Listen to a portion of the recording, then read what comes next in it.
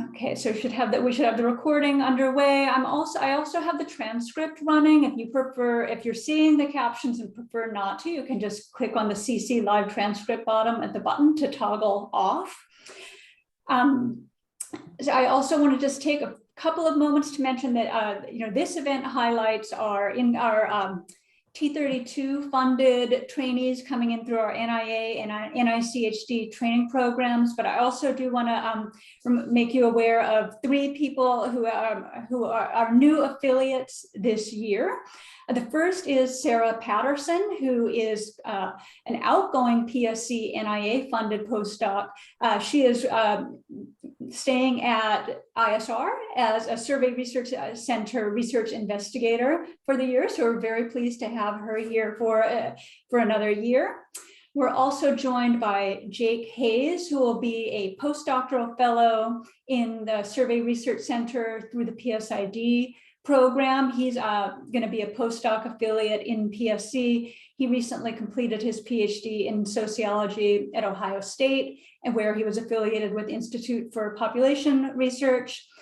And I also just want to make sure you're aware that Vanessa Lang is now a research investigator at PSC. Many of you had the chance to see her speak last year. Previously, she was a research associate in PSC working on Martha Bailey's MCARES project, and we're delighted that she's transitioned to a research investigator position. So I just want to make sure that you also have an opportunity to welcome those 3 individuals, all of whom are in Ann Arbor, and hopefully will be at our in-person events as they begin to become available through the year. I also just wanted to mention a couple of upcoming events in case they're not on your calendar. Later this week, on Thursday, Sarah and I will host a workshop on preparing successful proposals for PAA. That's from 11 a.m. to noon, and we'll do that online. Our next brown bag, also online, is September 27th, when we'll be joined by Christina Cross and Bethany Latique for a discussion about family structure measurement and how that informs research on racial inequality in young adulthood. And please keep an eye out for other events, additional programming in the center that's not yet appearing on the PSC events calendar, but we expect to have another few events available for you this semester and in the winter term. So before we turn things over to our postdoc group, I just want to also take a moment to give Sarah an opportunity to welcome you back for the year. Hi, everyone. It's wonderful to see your faces. It's wonderful to see your names. I wanted to just thank you all for coming to this first inaugural Brown Bag of the Year, and also just to welcome you back in this very unprecedented and strange time that we're all living through once again. I am sitting in my PSC director's office, which is a really exciting development. And for those of you who are coming into the building, I would really love it if at any time you want to stop by and give a knock. If my light is on, I'm probably here, and I'd love to see you in person. And in general, we're welcoming folks back to the office. The ISR second floor is really starting to be a more lively place. And I have seen some of you in person, and that's just such an exciting thing to see folks in 3D after so long of Zoom. Now, that being said, I am planning to keep our events online this fall through Zoom, just because of all the changing developments we're facing. And I'm hoping to also make sure that we can preserve some of the good things about learning to use virtual environments effectively over the past year and a half. I think attendance has been really quite enhanced by having a virtual option for folks if they're out of town, or if they're in a building across campus, or if it's blizzarding outside. And so we're going to be working towards a hybrid approach in future, but we are hoping to have some folks in person. Some of our speakers for this year's series were really eager to be in Ann Arbor, and so they held off until coming in the winter, spring, and we're really hoping we'll be in a place there for more in-person contact. As well, we're hoping to start up coffee hours and other activities where we can see each other in a more casual setting. But again, I'm thrilled to see everybody. I am thrilled to be talking to our fabulous postdocs who were here recently in Ann Arbor for a few days. They're wonderful. They're terrific. Our existing set of postdocs are highly accomplished as well. So thank you for tuning in. And let me know how things are going for you in terms of the return to the building or things that you need. I can give you some good directions if you're having any small issues in terms of a return to the building. But I'm going to turn it back over to Paula now and to our esteemed speakers for the day. Okay, thanks, Sarah.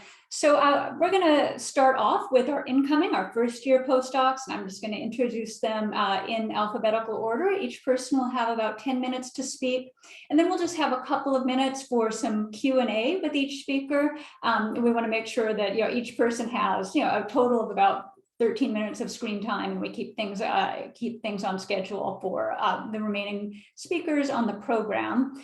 So I will begin by introducing Emily Parker, who joins us as an NIA postdoc. Emily recently completed her postdoc in policy analysis and management at Cornell, and her mentors are me and Natasha Pilkauskas. Emily, ready to go? Yes, thank you. Okay, great. I'm going to do some sharing here. Can everyone see okay? Yes, okay. Great, let's see, why is this, there we go. So it's so nice to see everyone's faces on this Monday afternoon. As Paula said, I recently completed my PhD from Cornell in policy analysis and management. I have a concentration there in sociology, as well as a minor in demography through our POP Center, the CPC. So I'm really excited to be joining the PSC and getting to know all of you in the coming months and years. So for just a little bit of backdrop, my research is broadly in the areas of health and social policy, poverty and inequality, gender and family, as well as spatial demography. In my dissertation research, I focus on access to healthcare for low-income populations. And specifically, I focus on the Community Health Center program. For those of you who don't know, it's been around since the 1965 War on Poverty. And today it serves roughly 30 million patients in over 13,000 communities who are predominantly low-income and racial and ethnic minorities. So this program has grown tremendously in the last 20 years, especially. And what's unique about it is that it targets underserved communities and provides healthcare regardless of ability to pay. So the federal government subsidizes funding for health centers and offers sliding scale fees. And so in my dissertation, I collected 3 original data sources on this federal policy. First, I collected primary documents from 7 presidential archives, including the Ford archives, which are in Ann Arbor. I spent time there about 2 years ago collecting documents, so it was a fun intro to Ann Arbor. And this paper tries to understand the political popularity of the Community Health Center program and why it has not become a partisan issue like Medicaid, which also has a similar purpose, place, and time period. So that's an ongoing project for my dissertation. A second paper chapter for my dissertation used in-depth interviews at a rural health center to understand the experience of stigma among poor patients, as well as to hear from providers on how they interact with low-income patients and address, social determinants of health and the poverty that their patients are facing. So that's ongoing work as well. And finally, I collected 2 panel data sets on the historical location as well as funding of community health centers since 1960s in order to examine disparities in access to safety net clinics. And this last data collection effort will inform a lot of the work I'm doing as a postdoc. I hope to build this research area out. But the first paper to result from my dissertation, the quantitative data collection, looks at the extent to which the Community Health Center program has been geographically accessible to Hispanic immigrants who, as we all know, are a disproportionately uninsured population. So in this paper, I find that community health centers have both historically as well as contemporarily been far more spatially proximate to poor and foreign-born Hispanics than to poor whites. And this is especially true in traditional immigrant gateways. So this paper is a jumping off point for work that I hope to continue during my postdoc. Of course, building on former PSC affiliates, Martha Bailey and Andrew Goodman-Bakeman, who published a very important paper finding the causal effect of community health centers on older adults' mortality. So I plan to extend this work by looking at the impact of community health centers on socioeconomic, spatial, and racial ethnic health disparities. And I have a couple of projects planned, one of which will use CDC mortality data, another plans to use PSAD restricted access data to examine the impact of health centers on a health over the life course, focusing on disparities that emerge across these three axes. I'm also developing causal inference techniques that exploit this geographic eligibility criteria that the health center program has, as well as the temporal shifts in the program expansion, which, as I mentioned, has grown drastically since around 2000 under the Bush administration. So that's my plan for my postdoc years. And I also wanted to mention some other ongoing collaborative projects, one of which with Laura Tack, we focus on federal place-based policymaking. So we're looking at policies that target areas of concentrated disadvantage. And we have a lot of ongoing projects on these types of policies, how they're distributed spatially and their effect. So one of these papers has an R&R, just submitted back on Friday, looks at the relationship with historical redlining practices. Another, which we just resubmitted as an R&R, has looks at the association of these policies with economic opportunity in rural and urban areas.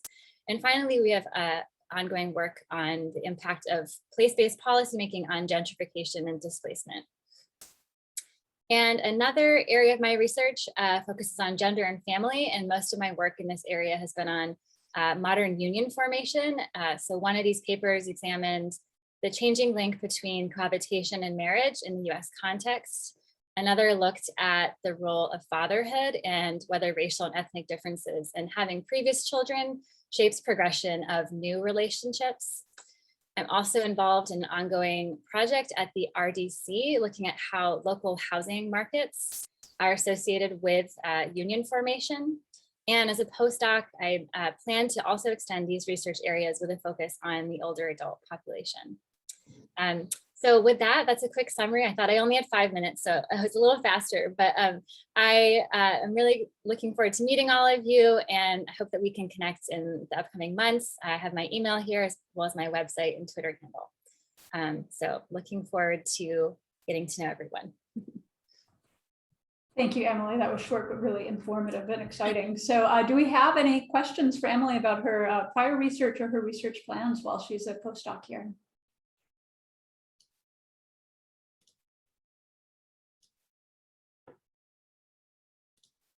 Okay, well, if we don't have anything now, I'll move on to our next speaker, but please, you're invited to follow up with Emily if you have any questions or any ideas for collaboration. So our next presenter is Weidi Chin, who is joining us also as a first-year postdoc funded by NIA. She recently completed her PhD in social welfare at Case Western Reserve University, and her mentors are Belinda Needham and Briana Mezuk. Weidi?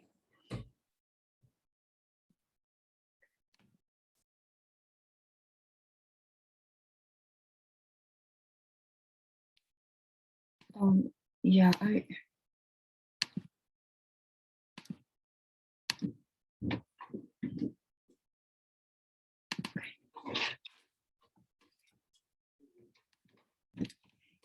okay, everybody. I'm very excited to be part of this program. And so my name is Weidi Chin.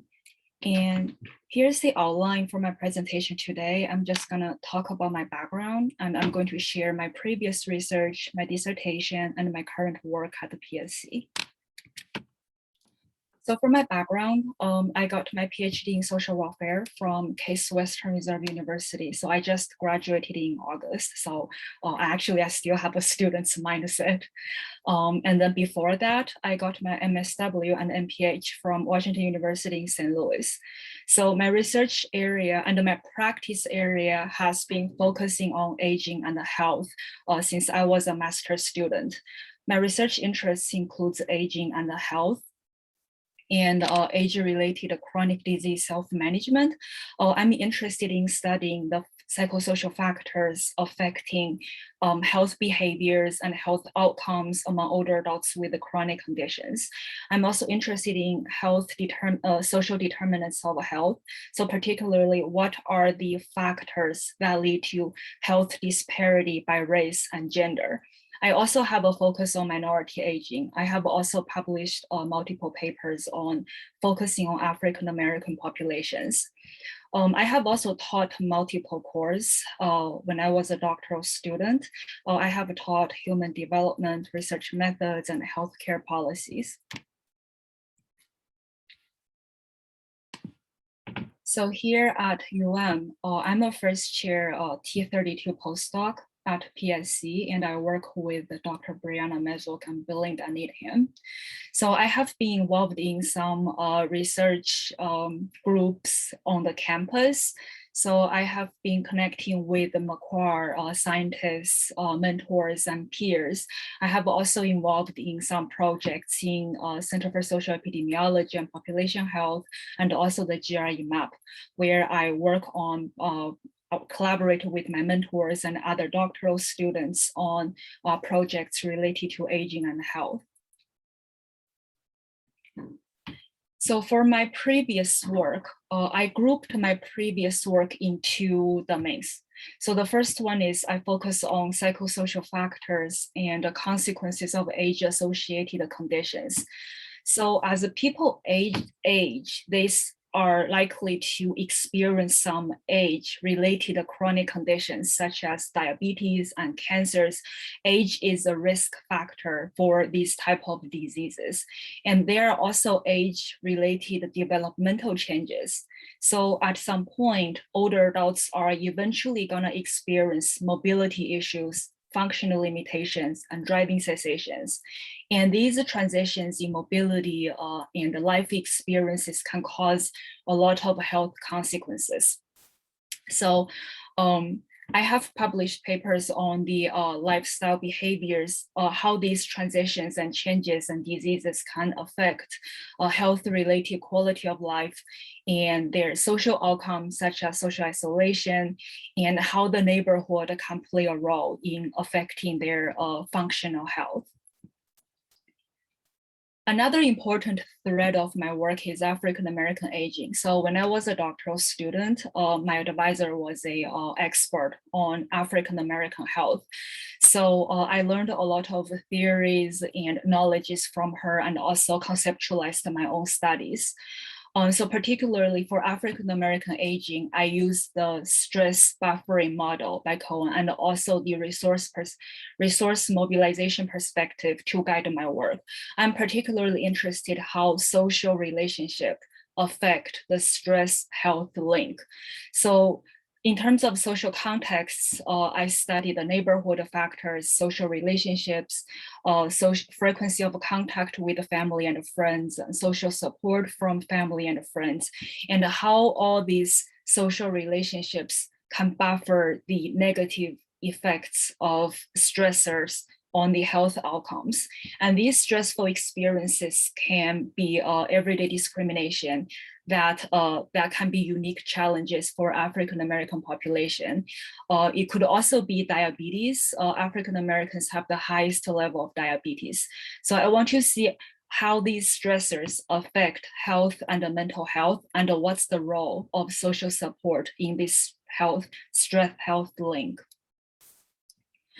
So next is about my dissertation. My dissertation studies the diagnosis of diabetes and health behaviors. And this is the study aims I'm testing. So I'm basically testing the main effects of a diagnosis of diabetes on health behavior changes, and the main effects of self-efficacy and social support on health behavior changes, and whether self-efficacy and social support as psychosocial resources moderate the effects of diagnosis of diabetes. So for my dissertation, I used the secondary data analysis of the health and retirement study. And here's a summary of my findings. And I found that after a diagnosis of diabetes, individuals can go in two paths.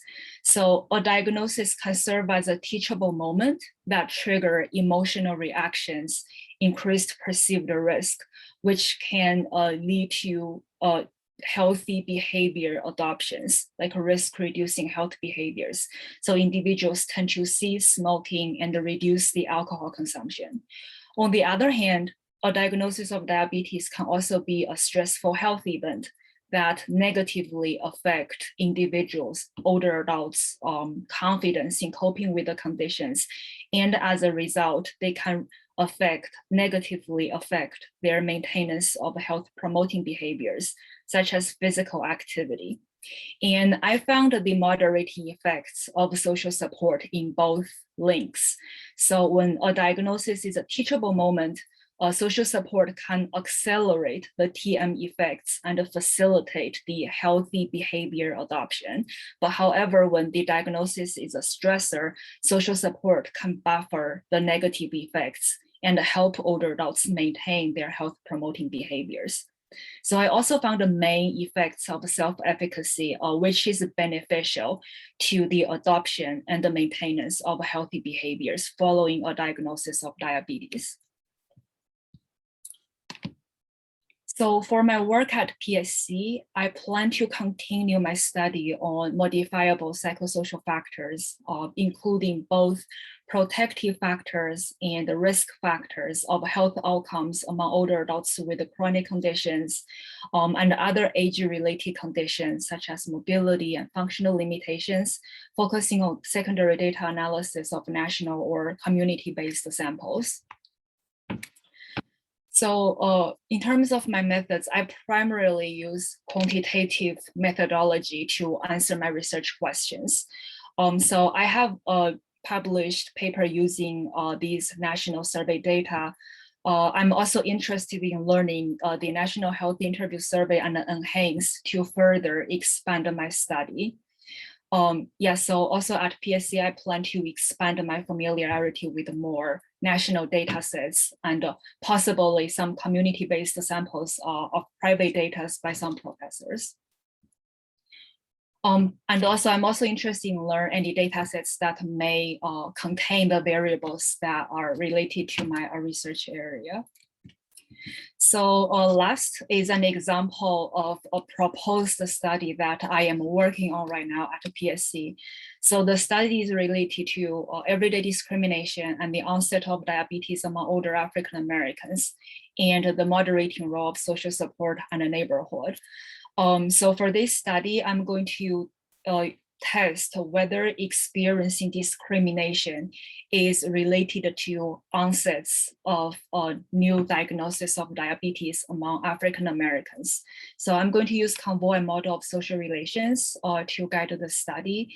And currently I'm thinking about using health and retirement study, which is the only study I identified now that has discrimination variables.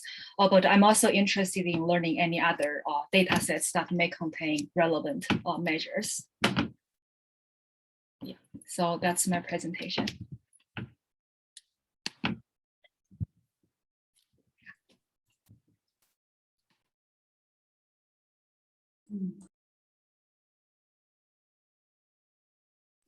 So can you hear me? You can hear me? Okay, okay, thank you. My screen seems to be frozen on the little mute icon. Okay, so I'm having some tech problems, so I'm mildly panicking, but we'll just carry on anyway. And I will turn things over to our third incoming postdoc, Margaret Whitley, also supported by NIA. Margaret joins us from UC Irvine, where she recently received her PhD in public health, and her mentors in PSC are Sarah Burgard and David Johnson. Thank you so much, Paula. Let's get this presentation up and running. Okay, everybody see that okay? Thank you. Again, my name is Margaret Whitley. Really glad to have the opportunity to introduce myself briefly and get to know about research that the other postdocs are doing. Oh, quick question. Is there an odd looking green square on my screen for you all? I can't see the whole slide, Margaret. I can only see half of the Okay. slide. Interesting. Is that any better? Yep, it's fixed. Okay, thank you. I don't know what that was all about. Okay, so I'm going to quickly walk through my research interests and how they connect to my educational background, dissertation work, and some other projects I've been doing, and then wrap up with some tentative plans for my postdoc research project. And I included this picture as a way to mention that I'm currently working remotely from California. So if I seem a little bit tired at some of these morning meetings, that's why. But I had the opportunity to visit the ISR very recently and get to know Ann Arbor a little bit. And it was really great. Hoping to be back soon. So topically, my interests revolve around a kind of basic conceptual model of the way that structural factors, things like work, people's family roles, income, relate to their health behaviors. And certain health behaviors that I'm particularly interested in include diet and breastfeeding, as well as physical activity and how people cope with ongoing pain, and how all of those relationships connect to population level health inequities. So I've had opportunities to be involved in research focusing on different health topics, different health behaviors, but all approaching this basic kind of conceptual framework. And methodologically, the work that I've led has tended to be quantitative and using publicly available data, in particular my dissertation work. But in other collaborative work, I've done program evaluation and a lot of primary data collection, as well as qualitative work. So I like that stuff too. And interestingly, my education really aligns with this framework too. I'm coming to see now with some years of perspective. I did a BA in social work or social welfare at UC Berkeley years back, and that gave me a really strong foundation in those underlying structural factors. And then the MPH in community health honed in on the health behaviors and how we try to support healthy living and change health behaviors. And then of course the PhD in public health, which is very social epidemiology focused, helped me focus in on the population health inequities that I'm very interested in focusing on. Oh, and I also wanted to mention, I've been a policy analyst at RAND, which is a nonprofit research institute focused on policy since 2014. I started full-time and then went to part-time once I went back to school. So some of the research I've been involved in has been connected there as well. And my dissertation work was entitled Work, Race, and Breastfeeding, a quantitative study of mothers in the US. And it took a couple different perspectives on how work connects to breastfeeding behaviors. But the big question that I was interested in addressing is, given the history of racism in the United States and these longstanding inequities, at least in the past couple decades in breastfeeding outcomes, how does work contribute to some of those population level inequities in breastfeeding that the public health community and the medical community seem to kind of be struggling to address? So it again fits into that kind of causal pathway that I'm interested in. So I should mention, I used the PSID data for 2 of the 3 empirical studies in my dissertation. So I want to acknowledge the funding that you all obtained in order to collect that data, and also the PSID small grant funding. I was fortunate to receive one of those, which helped a lot in my dissertation work. And I'll actually be participating in the PSID user conference later this week. So I'll talk a little bit more about some of this, and hopefully I'll see many of you there. And also mention the PhD traineeship support that I received through National Institute for Occupational Safety and Health. Little funding shout out there. So the first study within my dissertation focused on breastfeeding duration in 3 groups of mothers, those in professional work, those in service or labor work, and those who did not work during the first 6 months postpartum. And the findings were published in PLOS One earlier this year. But one of the really interesting findings was that when you take into account an interaction between people's race identity and their occupation, there's this interesting pattern where among white mothers, the group that breastfed the longest were those who did not work during that early postpartum period, while among Black mothers, the group who breastfed the longest were the ones in professional management work. And actually, in spite of these longstanding differences by race in breastfeeding, when you focus on mothers in professional and management jobs, the disparities is practically non-existent. It's not significant. So there's a lot to think about there in terms of people's exposure to different either barriers or facilitators to breastfeeding at work, but then also selection into those different occupation and employment categories.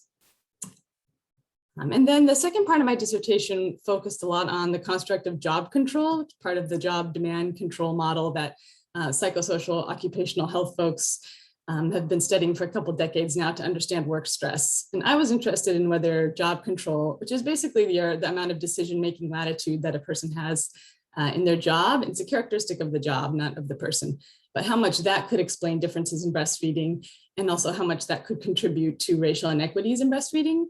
So I did a path analysis for that, and I'll be talking a lot more about this at the conference this week, but long story short, there is some evidence that low job control partially mediates some of those racial inequities in breastfeeding outcomes. And then a third study within my dissertation was taking a slightly different perspective and looking at whether breastfeeding experiences at work impact mothers' job satisfaction during the first year after their child's born. And for this work, I used the infant feeding practices study, the second one, which is a longitudinal study of new mothers, not population-based, but really rich longitudinal data if you're interested in infant feeding and kind of the early postpartum time period. And in that study, I demonstrated that women who experience a greater number of problems trying to breastfeed at work, so things like not having space to pump or time or receiving criticism from their boss or their coworkers, are more likely to develop low job satisfaction a couple months down the line. And those findings were published in the American Journal of Industrial Medicine back in 2019. And I've had opportunities to do other research on health topics that are of interest to me and align with this general framework of structural factors contributing to health behaviors and in turn leading to population health inequities, but in a couple other health areas. Kind of got my start in research a few years back, looking at pediatric obesity and healthy living and active living, and clinical and community-based interventions, and then was able to lead my own text message-based intervention in a faith-based project, and that was through RAND, so really interesting community-based participatory research project. And then also participated in a big study on chronic pain, chronic back and neck pain, and was able to carve out a study that looked at income as a predictor of self-efficacy for managing pain, for coping with symptoms. So here in the postdoc, I'm really fortunate to work with two fantastic mentors, Dr. Sarah Burgard, Dr. David Johnson, and I'm interested in honing in on this question of working conditions and how they're interrelated, since a lot of occupational health research focuses on one specific exposure and how that connects to health behaviors. But for me, there's always the nagging question of, well, we know, something like job control is also related to income and is related to maybe working hours and other things. So I want to do something that addresses a bit the potential for clustering among all of those working conditions.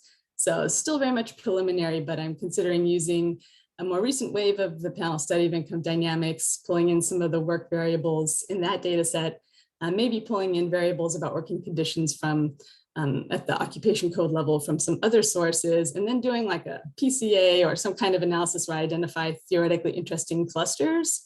And then if those are proving informative and if that works out, use those to look at disparities in working conditions that are affecting older adults and maybe some other social groups as well.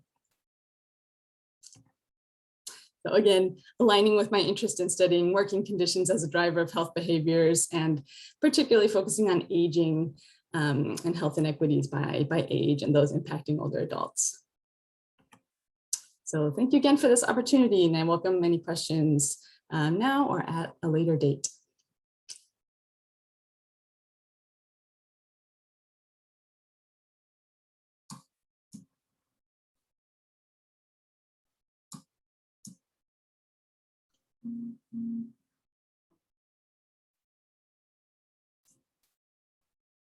Paula, are you having trouble unmuting? Yes, okay. And I unfortunately do not have the agenda in front of me, but I will take over and say ahead of time, we already agreed who would go next. And so I apologize, but can you do so and introduce yourself? And thank you so much, Margaret. It looks like we can hold the Q&A until the end. And I'm sorry, Paula, for your technical difficulties.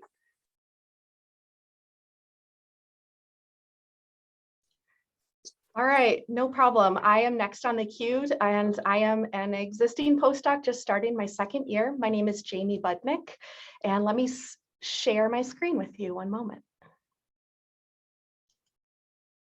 All right, can folks see that?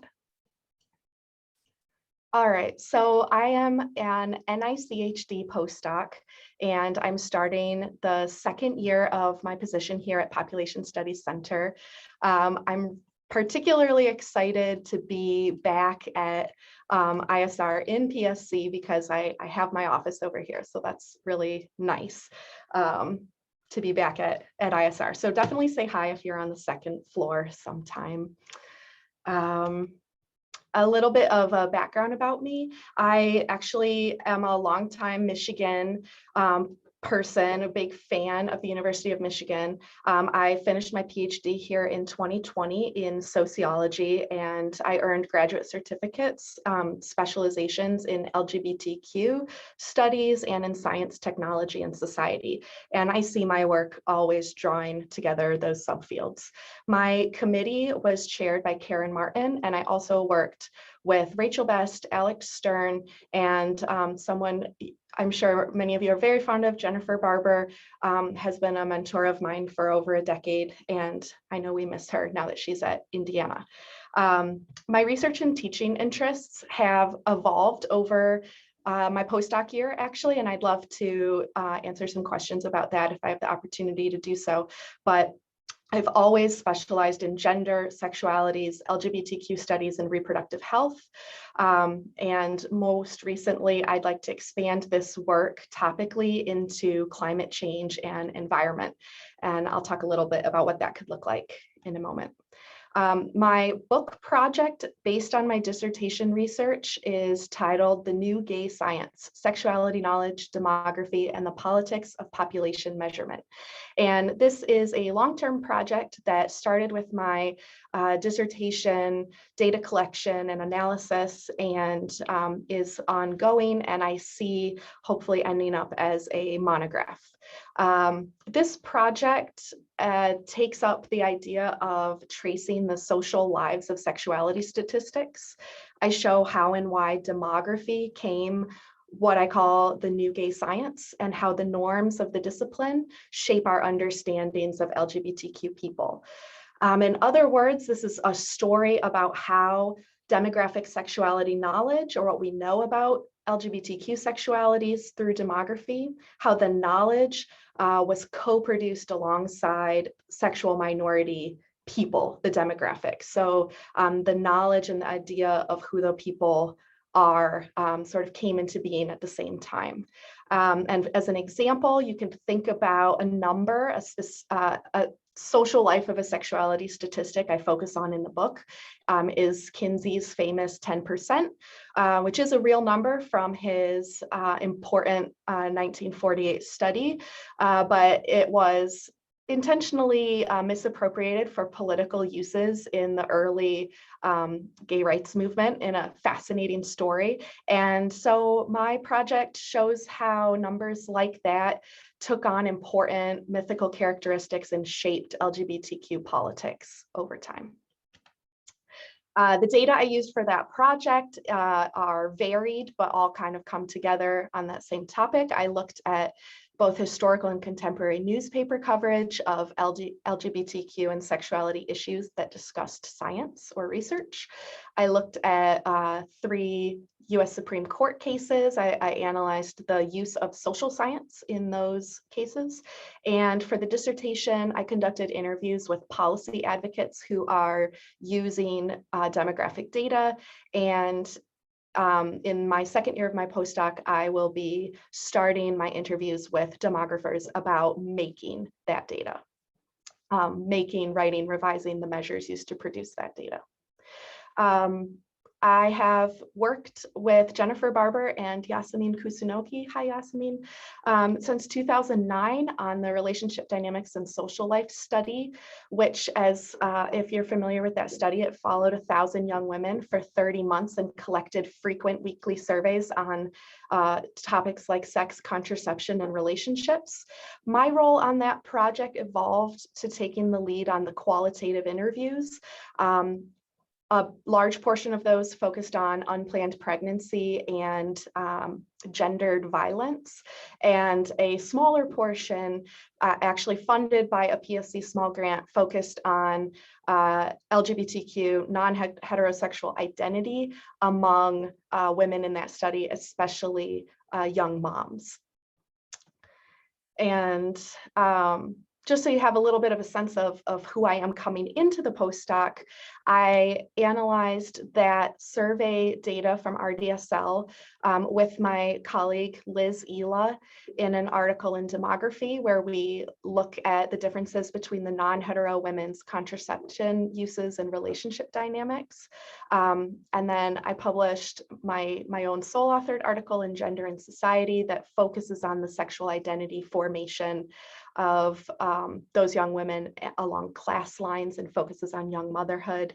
And then an example of how I take the lead on integrating qualitative data into these larger existing mixed methods projects can be seen in my project in American Sociological Review, led by Jennifer and Yasemin, where the topic of violence arose in our qualitative interviews, and it led to a whole new topical area of analysis.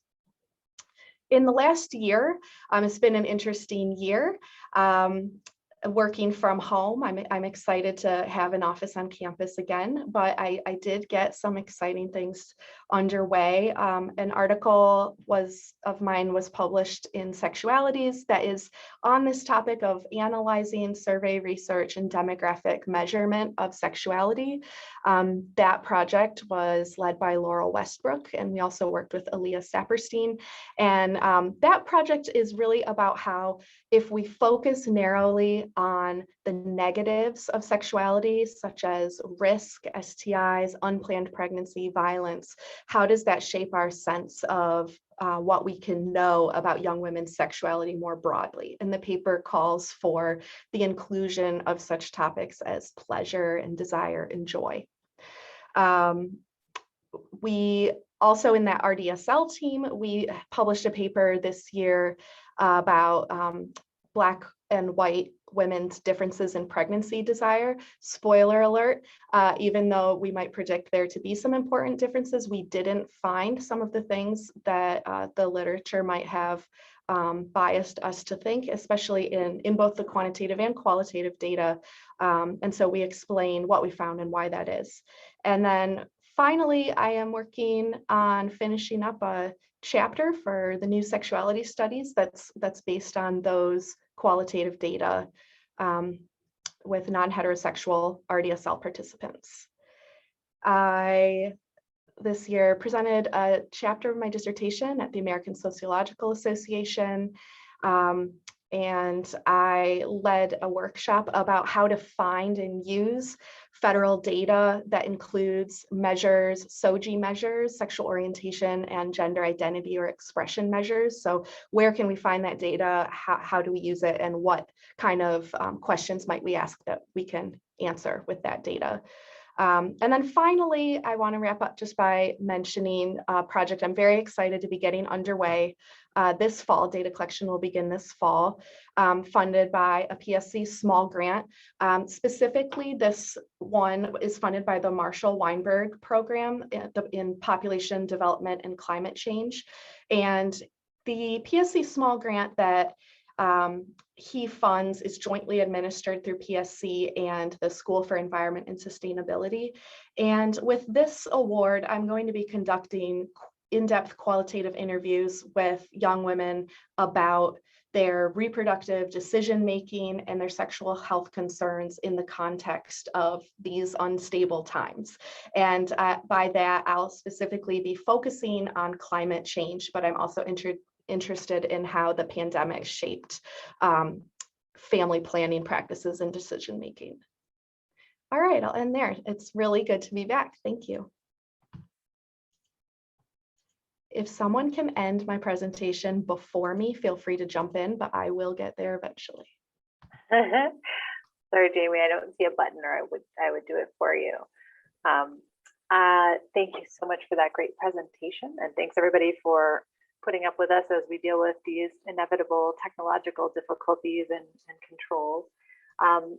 I will be turning us next to our second year postdoc. Bobbie's going to speak to you about her work. She's a PhD from Penn State in health policy and administration, and Bobbie is mentored by Dr. Mary Janevic. Thank you, Sarah.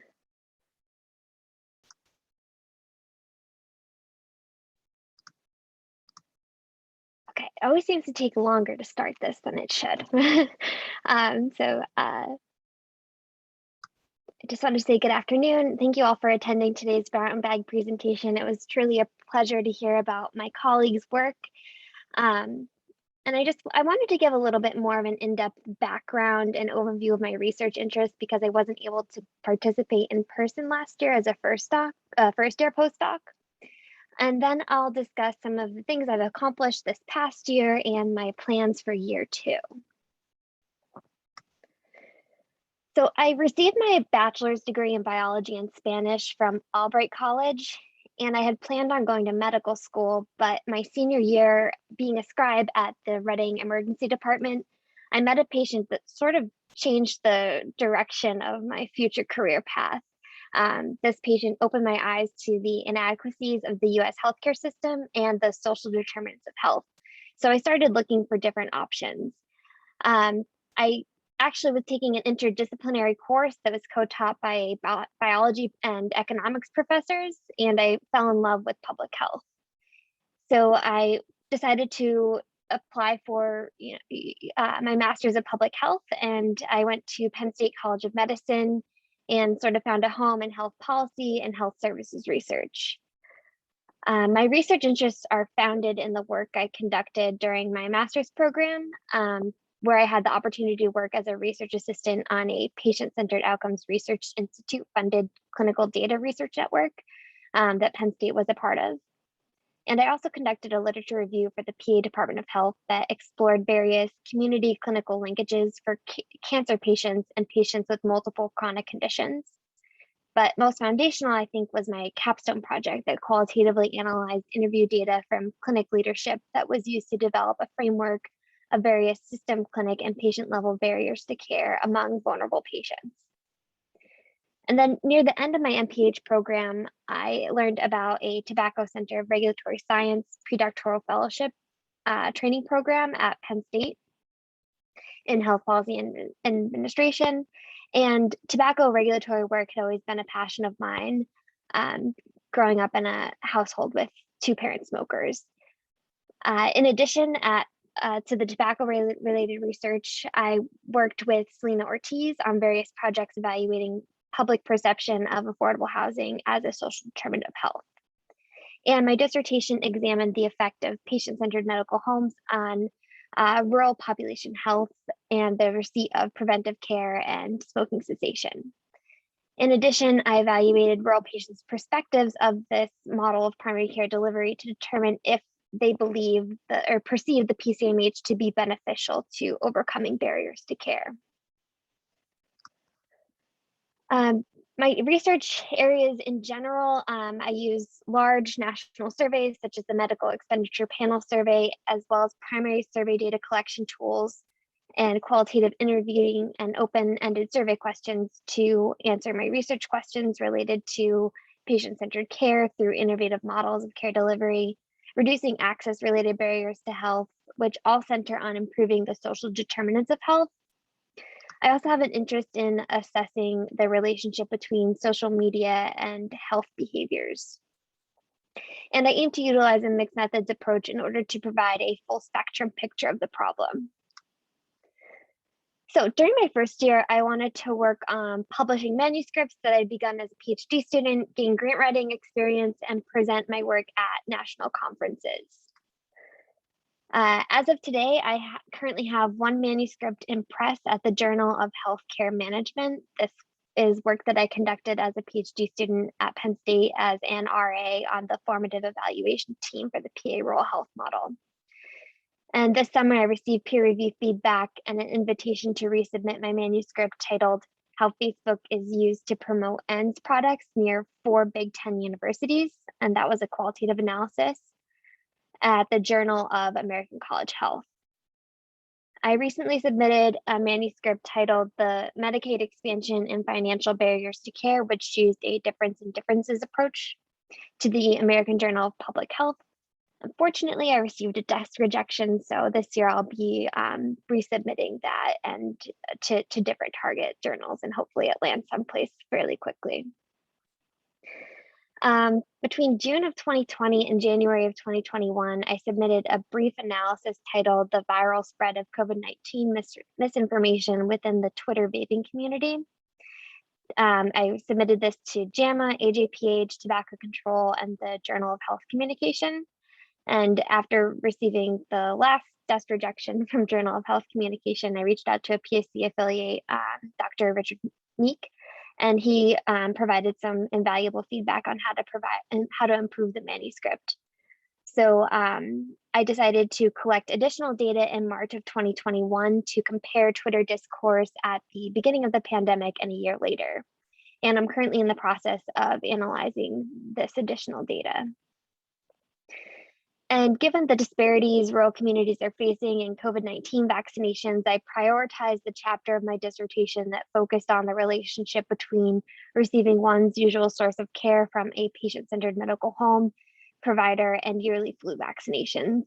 I'm currently preparing to submit this to the manuscript on the to the Journal of General Internal Medicine. And please reach out if you'd like to hear more about my findings on these published or almost published manuscripts, as well as any ongoing work. My grant writing update. So I worked with my mentor, Dr. Mary Janevic, to submit 2 grants. The first was a pilot grant proposal to the NIA-funded Interdisciplinary Network on Rural Population Health and Aging, which aimed to explore the barriers and facilitators that rural patients face in maintaining a primary care provider relationship. This project ultimately wasn't funded, but I did receive critical feedback that will be helpful for a future submission. I also received a PSC Small Grant Award to expand on my dissertation research. One of the limitations to my dissertation was the binary measure of the patient-centered medical home. And this Small Grant Award will help me to create a scale to measure PCMH likeness and the effect on preventive care among older adults. And this summer, as a part of this small grant, I completed an ICPSR short course on scale construction and development. And lastly, I just wanted to mention that I participated in several workshops through NIH, the University of Michigan, and several other universities that have helped me to gain a better understanding of the NIH grant writing process, as well as specific details for various awards, such as a K award or an R01. And I was able to present my dissertation research at the American Public Health Association's annual meeting, the Community and Public Health Conference sponsored by Penn State, and Academy Health's annual research meeting. I also presented my findings to the Rural America Scholars Working Group at the University of Michigan. And unrelated to my dissertation, but I thought it was worth mentioning, I gave a code lab presentation for the Institute for Healthcare Policy and Innovation. Next, I'll give a brief overview of my plans for year 2. So during this last year of my postdoc, I'll publish my dissertation in 5 parts, the first being the flu vaccine outcome I mentioned previously. And this year, I'll focus more on publishing findings from my dissertation, including rural patients' perspectives of the PCMH model, goals rural patients would hope to accomplish as a PCMH patient, effect of the PCMH on rural access to age-appropriate cancer screenings, and rural smoking cessation. In addition, I'll finish the manuscript associated with my PSC Small Grant Award and a systematic review on rural caregiving that is helping to identify gaps in the literature that could be used to begin a new project focused on those gaps. And finally, I hope to submit the paper regarding misinformation on vaping and COVID-19. Lastly, I hope to submit a K award in February of 2022. I'll continue to network at the University of Michigan, improve my mentoring and teaching skills, and hopefully be successful on the job market. I just want to thank PSC, NIA, and my mentor for a great first year. And lastly, I'll share some ways that you can connect with me on social media. So if anyone has any questions, feel free to ask them now or follow up through email. Thanks so much, Dr. Johannes. That was another fantastic presentation. And I just, in that spirit, want to thank everybody who's participating in our selection process. I think you feel really fantastic about the incredible folks that you helped us to select and to bring to the PSC. So congratulations all around. And a special thank you to all the mentors of these excellent scholars for all the work you're doing to support them in their individual career paths and to collaborate with them and to make PSC a stronger place. So we have a few minutes left if anybody would like to ask a question to any of our participants. Or as they all said, it'd be really also very valuable if you have a connection you'd like to make with anybody. Certainly Paula and I can also get you their contact information if it passed by too quickly. But if anybody has any questions, you can just raise your hand or unmute, or I'll try to figure out how to make sure to get you in there.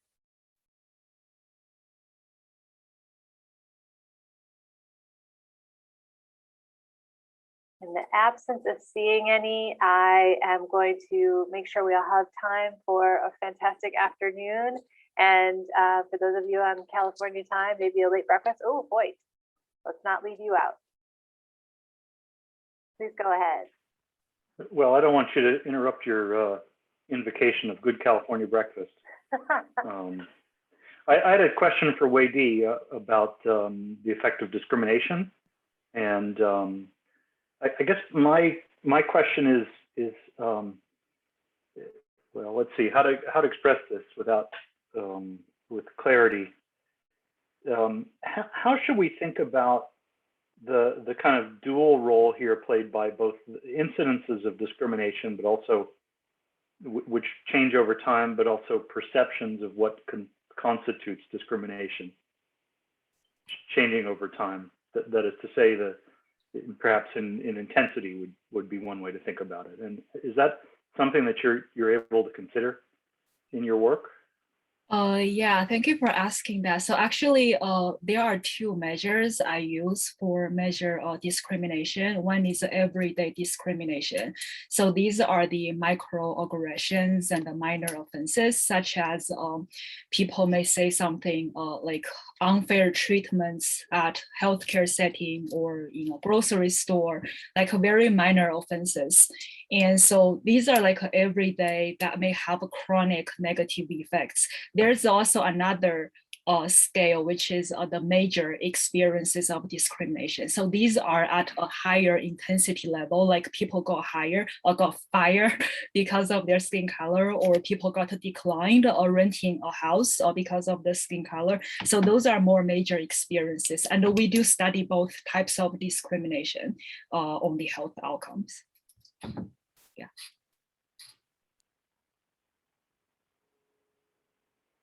Thanks for that, Hoyt. And I think it'll be interesting. And I also want to talk to Weidi about the objective versus subjective elements here and how difficult it is to study some of these psychosocial stressors.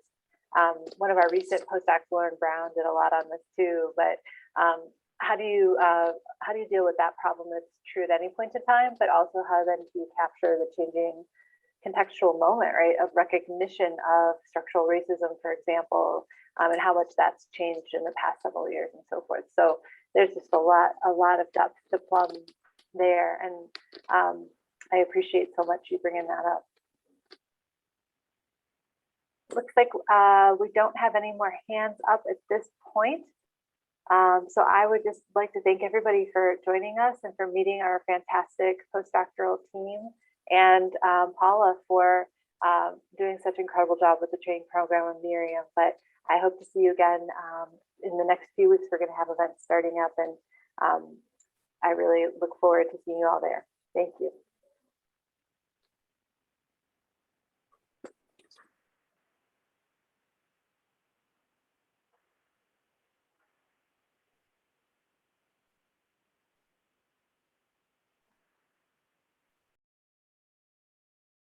You still locked out, Paula? Yeah, now I'm back. I think it was something about the screen sharing or something. Huh, okay, well, sorry about that, but Yeah, thank I'll you, and stop I'm her. sorry for being so not ready. Well, thank you so much for jumping in. I've never had that problem before, and I don't know if I need to be in the office to prevent that or if it's just a demand issue. Everybody I know has been going through these, so I really wouldn't worry about it. And hopefully, and also the Wi-Fi here in ISR is terrible. So I was lucky enough to just like get hooked up to Ethernet for this, but I've been dropped on every Zoom in the building. So it's Okay, cool. well, okay, growing pains, I guess. Yep, yep. All right, Okay. talk see to you soon. Bye-bye. Okay, good.